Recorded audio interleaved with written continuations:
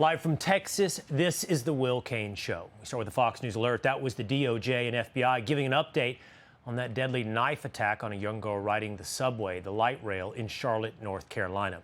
If you're just tuning in, here is some of that presser.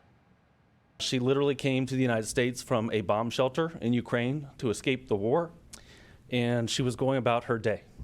She was coming home from work on a light rail train, like all of us do all the time, and she was brutally murdered. We built a city that people want to live in, but we can lose that all if we allow violent crime like this to go on in our streets. Today, we have new video of the aftermath from that attack. We're going to show this once to report the full story, but we are sensitive to the fact that this video shows the death of a young woman. What you're looking at here, this was the scene immediately after Irina Zarutska was stabbed by a career criminal. The woman clearly is in shock. She stares up at her attacker. She covers her face, looks around, and curls up in her seat. It doesn't appear at this moment that any passenger steps up to help. It is unclear if anyone afterward stepped up to help her outside of the frames in this video. Her attacker, meanwhile, walks away, dripping blood from his knife up and down the train. Now we're learning the suspect is facing the death penalty, but random acts of violence extend beyond this case across America. Just on Saturday, retired Auburn University professor Julie Shanelli was killed when simply walking her dog at a local park. That suspect, Harold Richard Dabney III, is now being charged with 2 counts of capital murder. And all this crime, specifically that in Charlotte, has gained the attention of President Trump.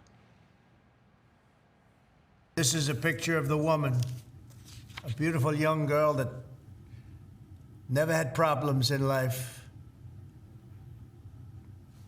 with a magnificent future in this country.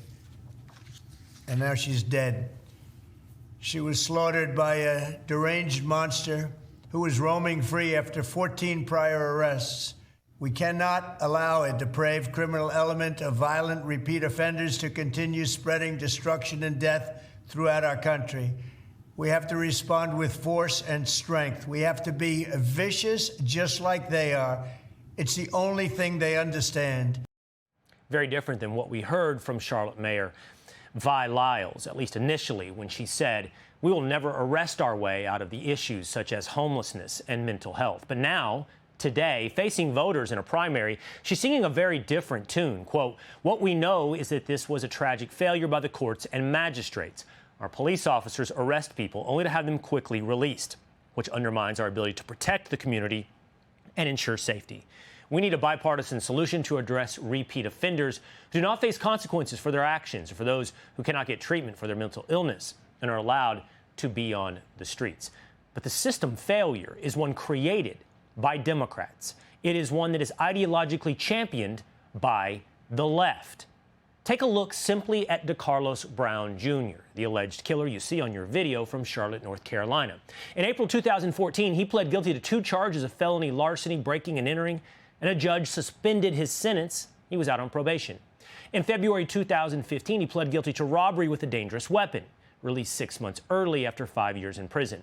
In September of 2022, he was arrested for assault on a female and injury to property. In April 2024, he was arrested for misusing the 911 system. Again, in May, for misusing 911. January 2025, he was arrested for, again, faking calls into 911. A judge released him the same day he was arrested. And then on July 28th, the judge requested a mental capacity evaluation to proceed with January charges. He is, of course, now charged with first-degree murder. So let's talk about repeat offenders. This is a problem on left-wing policies in left-wing cities championed by Democrats. Take a look at this. In June, congressional intern Eric Michael Tarpinian Jakim's murderers, prosecutors say, were both teen suspects of violent crimes scattered across their records. In May, Logan Frederico's murder, suspect Alexander Dickey had 39 previous arrests and was given probation in 2023 for what should have been his 3rd burglary conviction. Of course, you know that in 2024, Laken Riley's killer, Jose Ibarra, was an illegal immigrant who also had other previous arrests.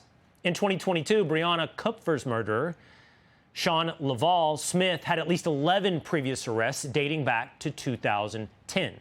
These are all the results of failed systems and policies put into place by an ideology on the left and symbolized by the policies of Democrats. My next guest is exploring legislation to crack down on pretrial release and provide more accountability for magistrates and release offenders who review without a review of criminal history. Joining me now is the Speaker of the North Carolina House of Representatives, Destin Hall.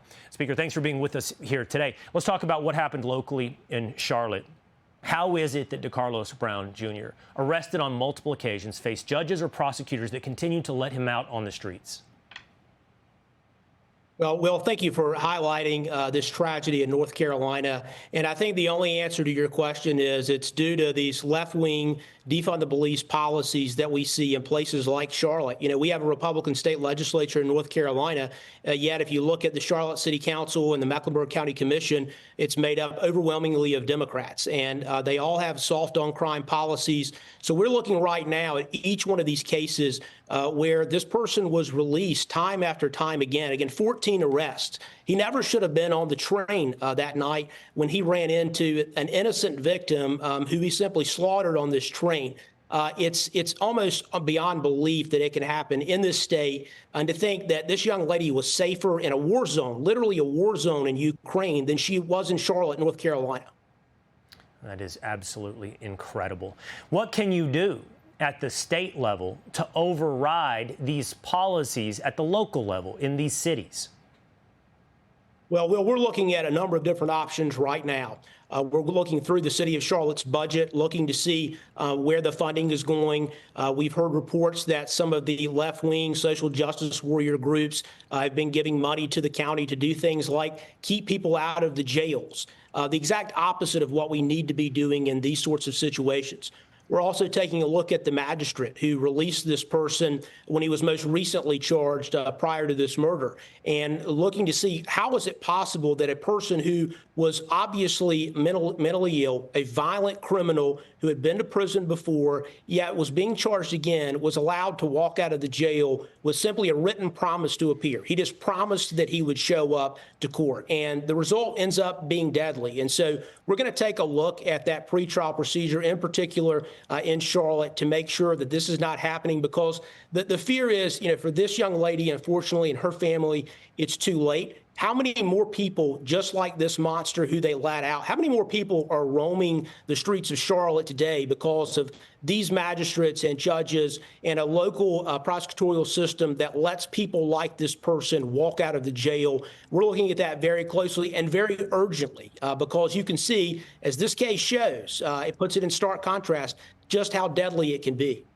All right, Destin Hall, Mr. Speaker, thank you so much for your time. Thanks, Will.